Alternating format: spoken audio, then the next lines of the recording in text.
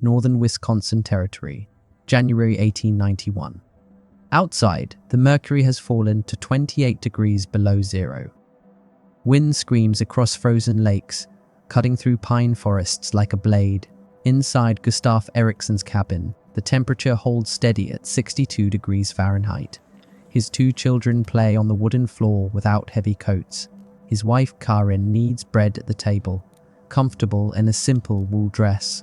2 miles away, in every other cabin in the Pine Lake settlement, families huddle near cast-iron stoves, wrapped in layers of blankets. Despite roaring fires that consume log after log, interior temperatures struggle to reach 45 degrees. Men wake every 90 minutes through the night to feed hungry flames. Women boil water just to create warmth from steam.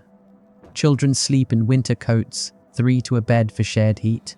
Lars Anderson visits Gustav that January morning, stomping snow from his boots at the door. He spent the walk bracing against wind that froze his beard solid. When Gustav opens the door, heat rolls out like a wave. Lars steps inside and stops. The warmth is immediate, genuine, unmistakable. Not the desperate heat that radiates 2 feet from a stove before dying. Real warmth. Room warmth.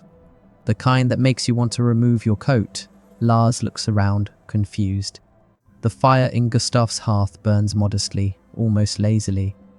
Nothing like the roaring inferno Lars maintains in his own home. Yet this cabin feels like spring, while his feels like a root cellar. "How?" Lars finally asks. Gustav smiles quietly. "The walls," he says. Lars touches the nearest wall. It's thick, unnaturally thick. If he presses his ear against the logs, he hears something strange, a faint rustling, air moving. "What's in there?" Lars asks. Gustav walks to the door, gestures outside. "Come see." They walk around the cabin's exterior.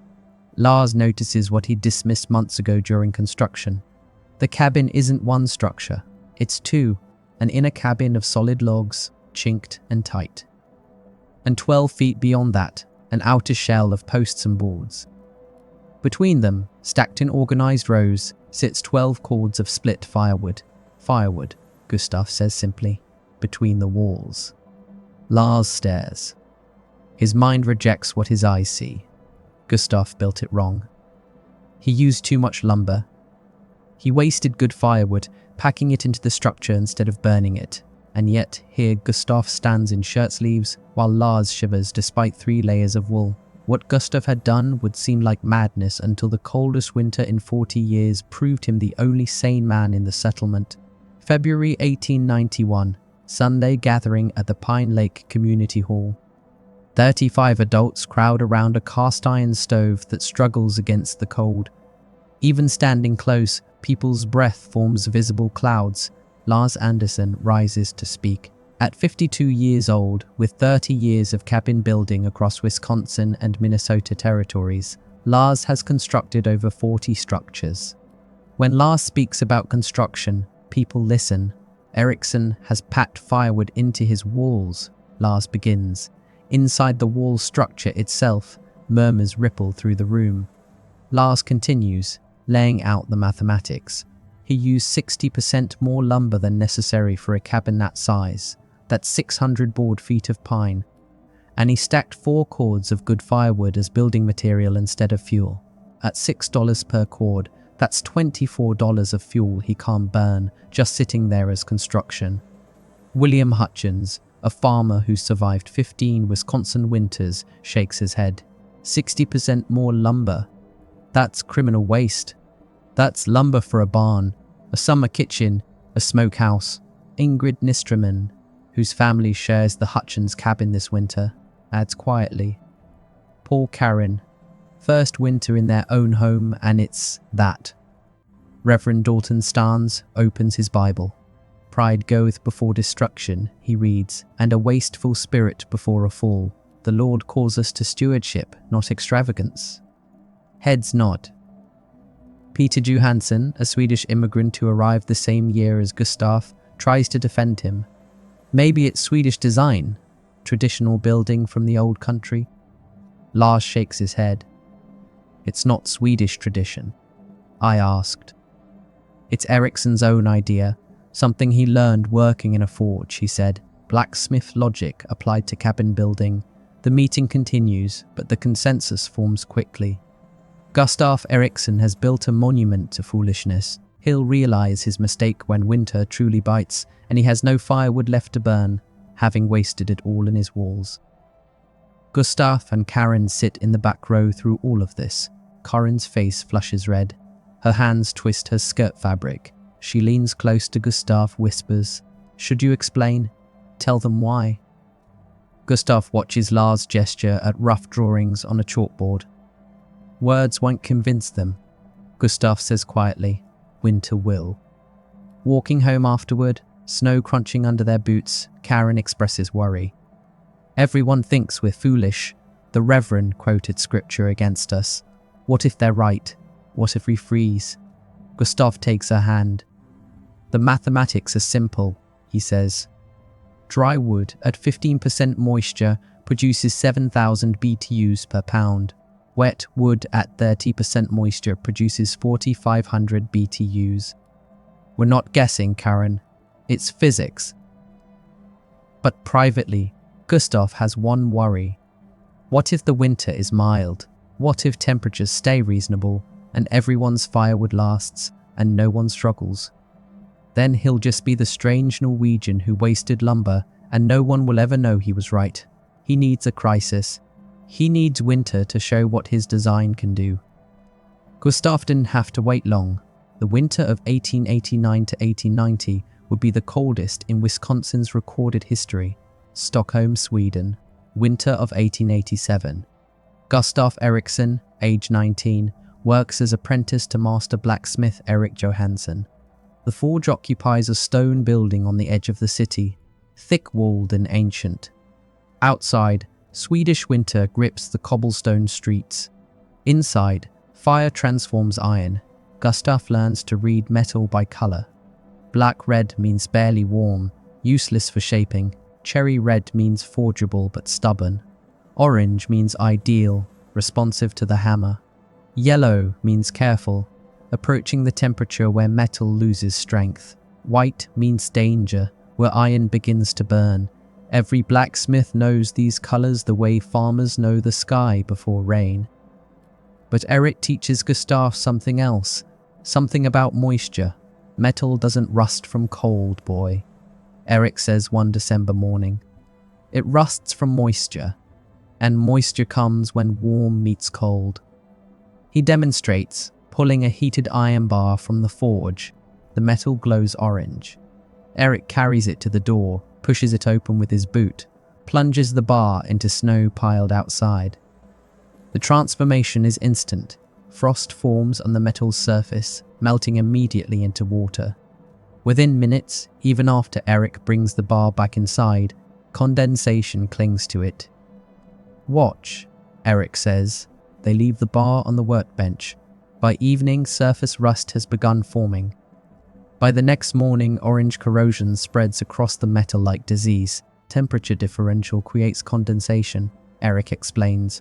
Hot meets cold. Air can't hold the moisture. Water forms, and moisture destroys metal faster than time ever could. He gestures around the forge. Look at my walls. Gustaf looks. The forge has an outer wall of stone, thick and solid. But inside, perhaps 2 feet away, stands another wall. Wooden planks forming an inner barrier. Between the two walls, empty space. Air. The outer wall takes the weather, Eric says. The inner wall creates a stable temperature. The gap between lets air circulate. Temperature changes gradually, not suddenly. Moisture stays away from my tools. Gustaf walks to where tools hang on the inner wall. Hammers, tongs, measuring instruments. Every piece clean and dry. No rust. Despite the Swedish winter humidity. Control moisture by controlling temperature transition, Eric says. Remember that, Gustaf. It's more important than anything else I'll teach you. Eric also mentions ships. Same principle at sea. Good ships have double hulls. Outer hull takes the waves and weather. Inner hull protects cargo. Space between keeps everything dry. Gustav absorbs this, filing it away in his methodical mind. Build everything twice. Outer protection, inner stability, air between. When Gustav announces his decision to emigrate to America, Eric gives him parting advice. They stand in the forge on Gustav's last day, March 1888. Eric grips Gustav's shoulder. Build everything twice, he says. First wall takes the weather. Second wall keeps you dry. The space between, that's where wisdom lives. Gustav promises to remember. April 1888. Gustav crosses the Atlantic aboard the steamship Scandia. 14-day voyage from Gothenburg to New York. He travels steerage class, the cheapest passage. 300 passengers crammed below deck in bunks stacked 3 high. The air smells of unwashed bodies, seasickness, and damp wool. Within days, Gustav notices the condensation problem. Warm breath from hundreds of sleeping people meets cold metal hull.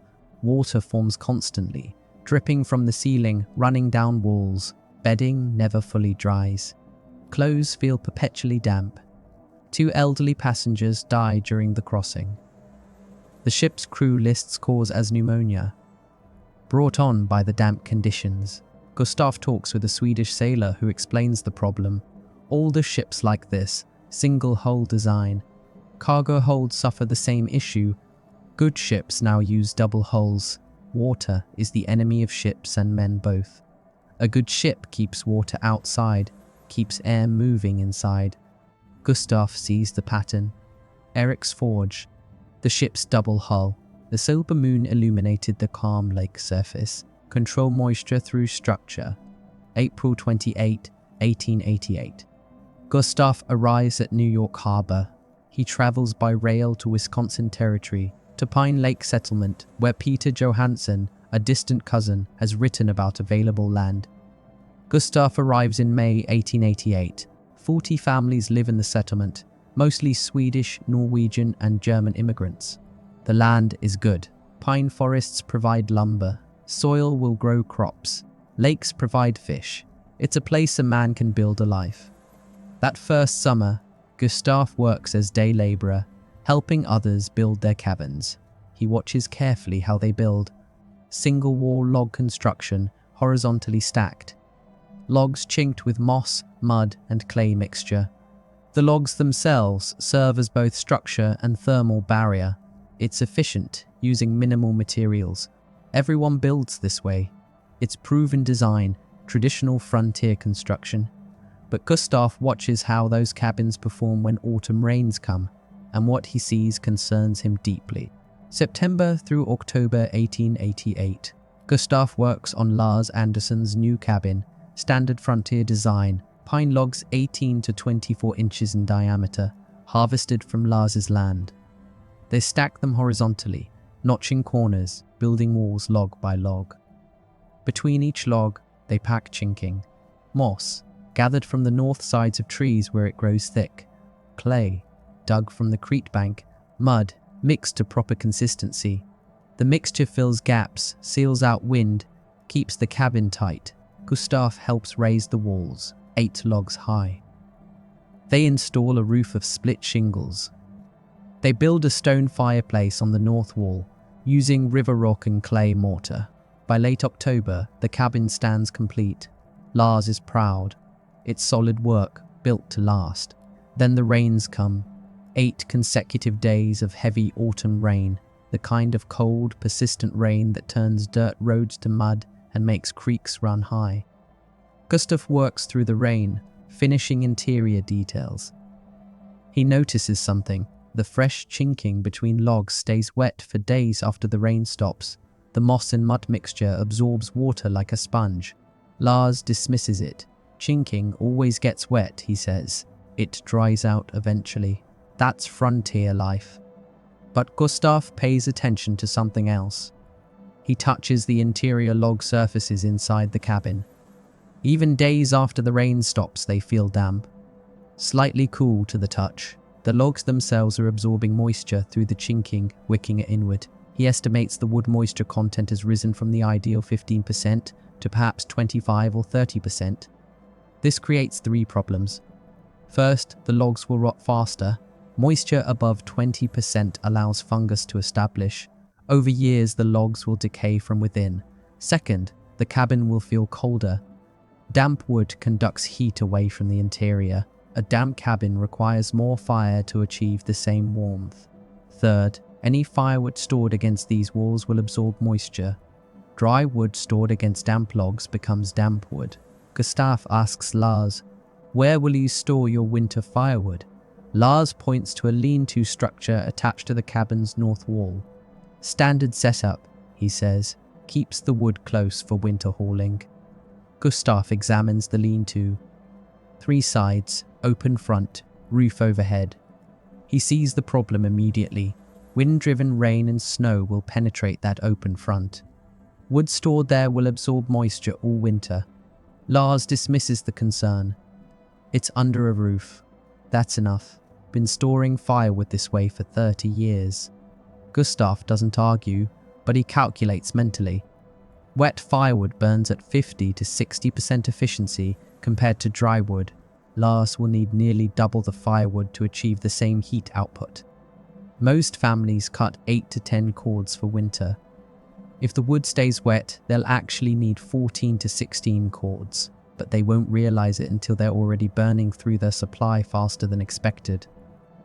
Gustav makes a decision. When he builds his own cabin next spring, he'll solve both problems simultaneously. Keep the cabin walls dry and keep the firewood dry. But the solution will look wasteful to everyone watching. That winter, 1888 to 1889, Gustav rents a room in Peter Johansson's home and watches. He watches families burn through firewood faster than they planned. He watches them struggle with damp, smoking fires that provide heat reluctantly.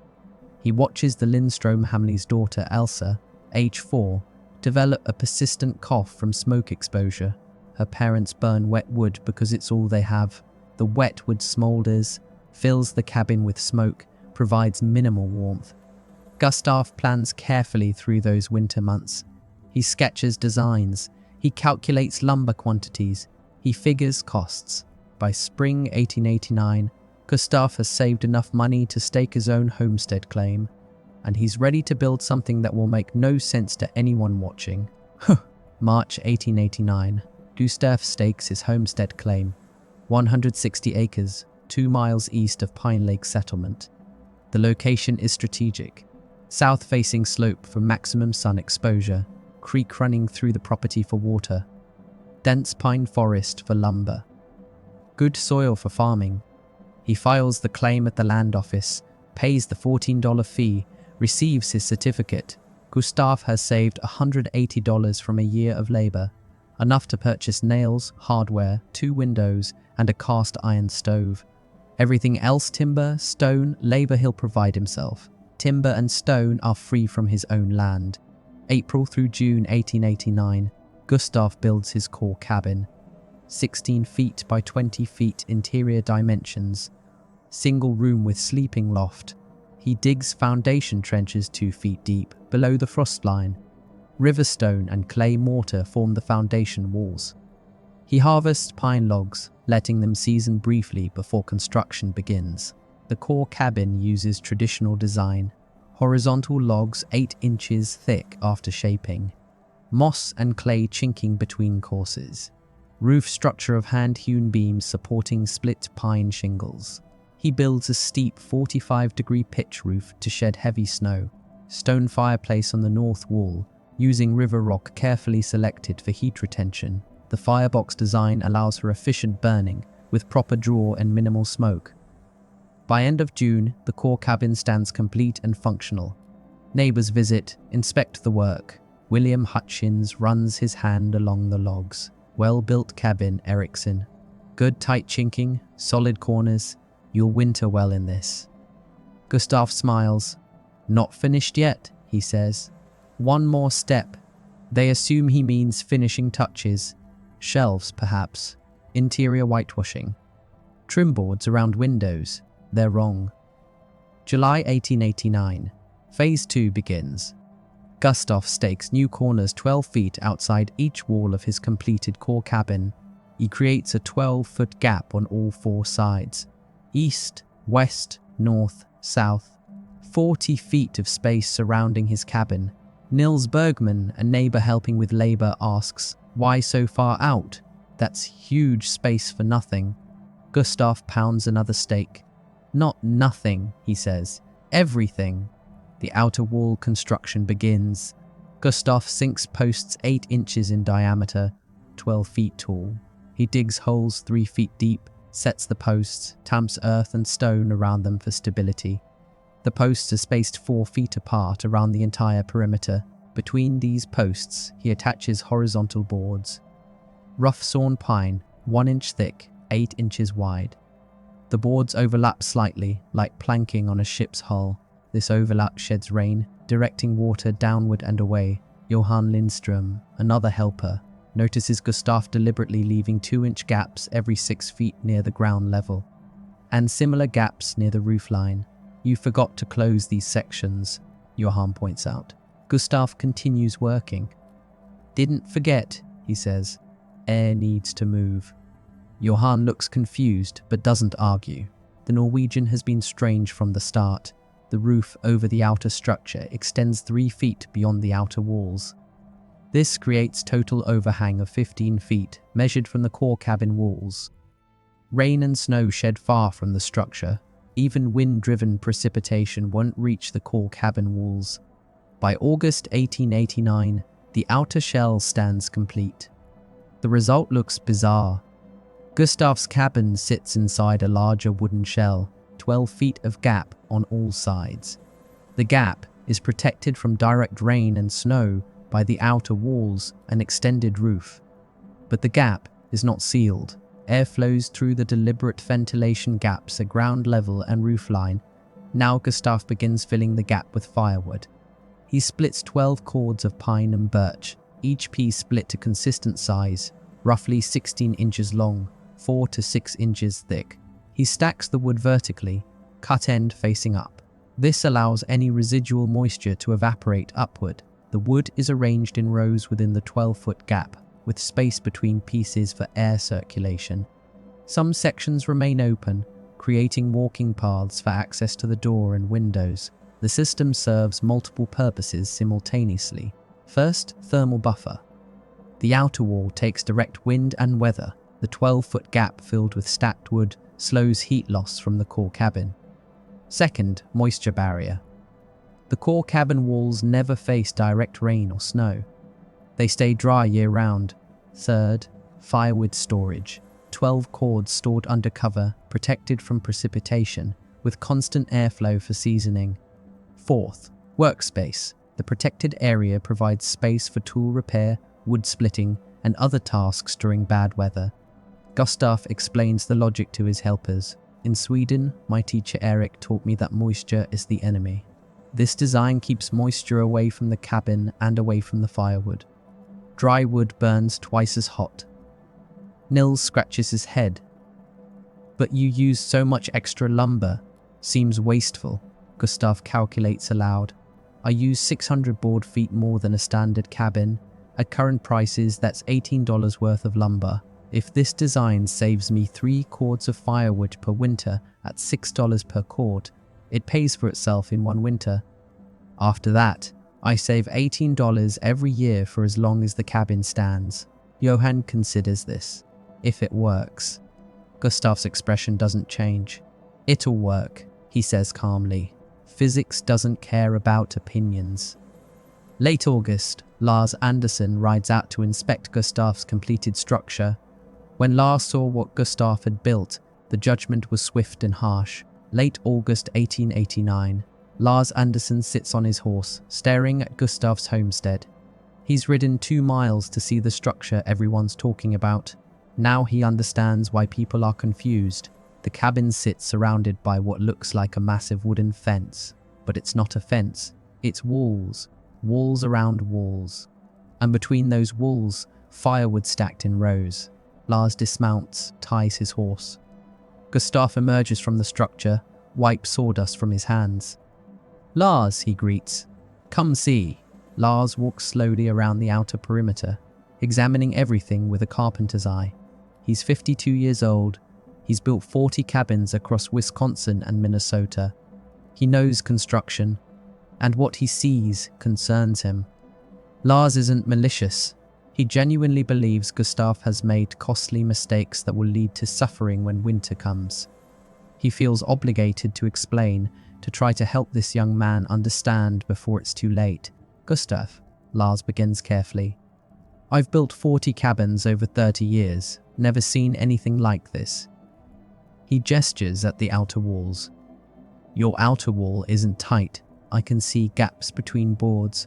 Wind will howl through there come December. Gustav nods but doesn't interrupt. Lars continues. You've got 12 cords of firewood stacked here, but your roof is too high above it. Snow will drift in sideways. By February, this wood will be buried under snow and ice. Lars walks closer, running his hand along the boards. Worst of all, you've used 600 board feet more lumber than necessary. That's enough lumber for a barn, a summer kitchen, a smokehouse. And for what? Empty space? Air? He turns to face Gustav. I'm trying to help you understand. This is wasteful. Resources matter on the frontier. We can't afford to squander materials on whatever this is. Gustav listens respectfully. When Lars finishes, he responds calmly. The gaps are deliberate, Lars. Air needs to circulate to carry moisture away from the firewood and the cabin walls. Without circulation, condensation forms. With circulation, everything stays dry. Lars shakes his head. Condensation. Gustav, condensation happens in springtime, when snow melts, not in winter. Gustav continues. It happens whenever warm meets cold. My teacher in Sweden taught me this. In a forge, you control moisture by controlling temperature transitions. Same principle here. The firewood isn't getting rained on, Gustav adds. Look at the roof overhang. 15 feet. Even wind-driven snow won't reach the inner stacks. Lars examines the roof again. He has to admit, the overhang is substantial. But still, a simple lean-to with a tight roof keeps firewood dry, Lars argues. You don't need all this. Gustav's voice remains steady. Does it? I watched your lean-to last winter. I helped you stack wood there.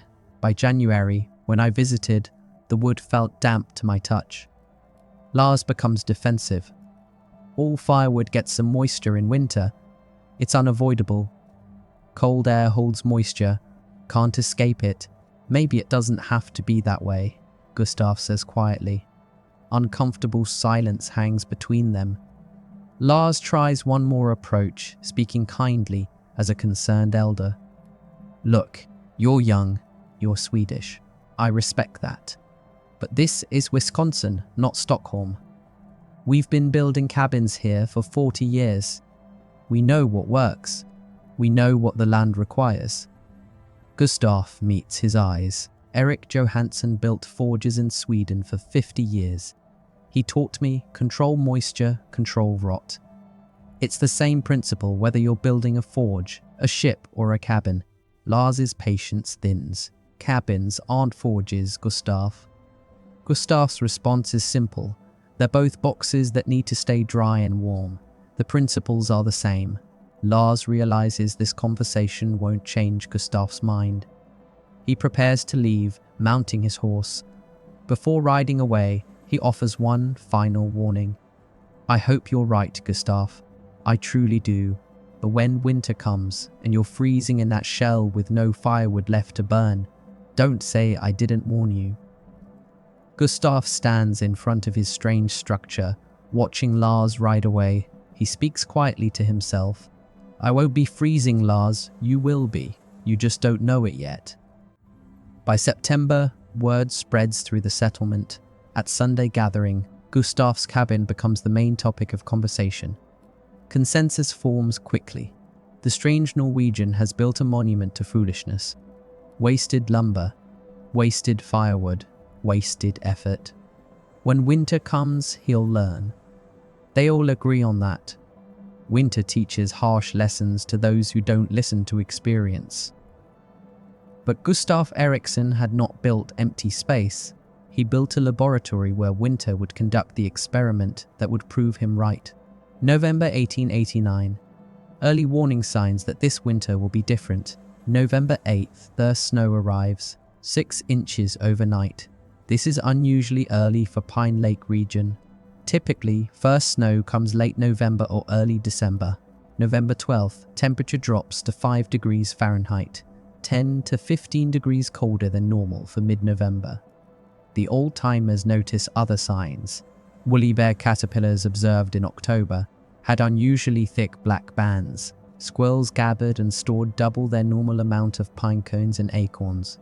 The lake froze solid by November 15th, earliest freeze in anyone's memory. Animals know. The land knows. Something is coming.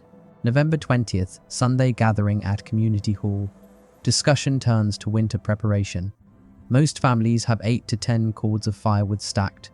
This is standard amount, calculated from previous winter's consumption. Lars Anderson expresses confidence. It'll be cold, yes, but we've seen cold before. 10 cords is plenty for any winter. Heads nod in agreement. They've weathered Wisconsin winters before. They'll weather this one.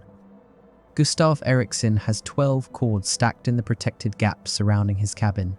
The wood has been seasoning since August, protected from rain with constant airflow. Moisture content has dropped to 16%, optimal for burning. December brings escalation. December 3rd, temperature drops to 15 below zero, unusually cold for early December.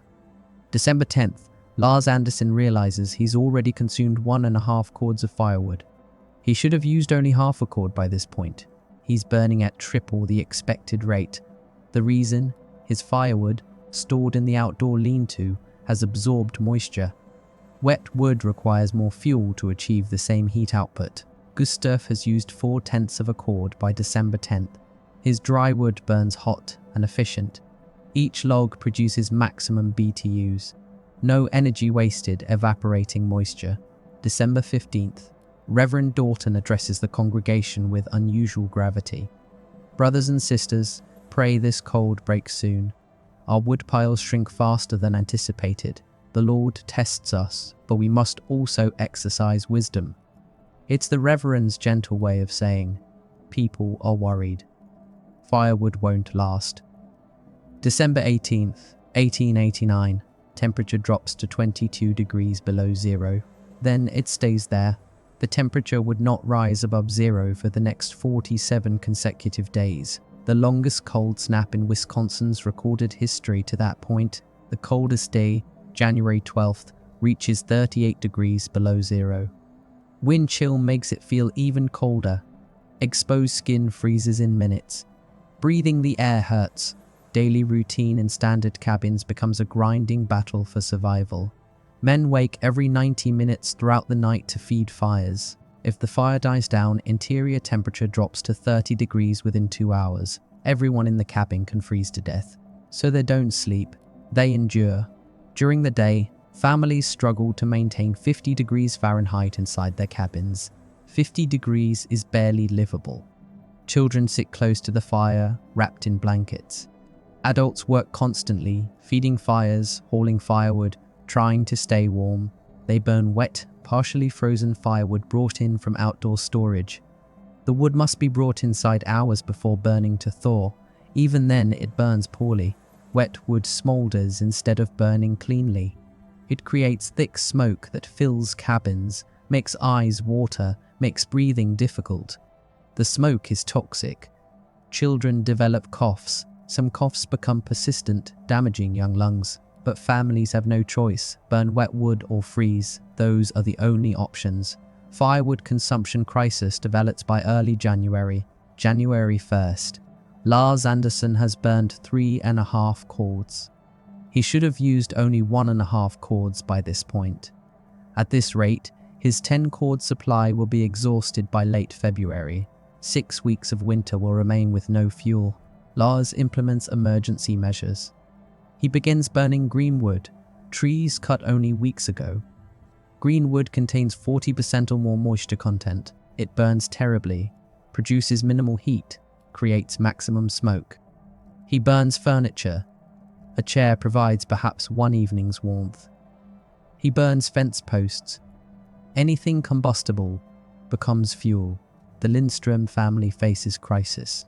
Their daughter Elsa, age 4, develops severe respiratory infection, constant coughing, fever, difficulty breathing. The cabin is too cold and too smoke-filled for recovery. Her small lungs can't handle the conditions. Her mother Ingrid sits by the fire, holding Elsa, tears freezing on her cheeks.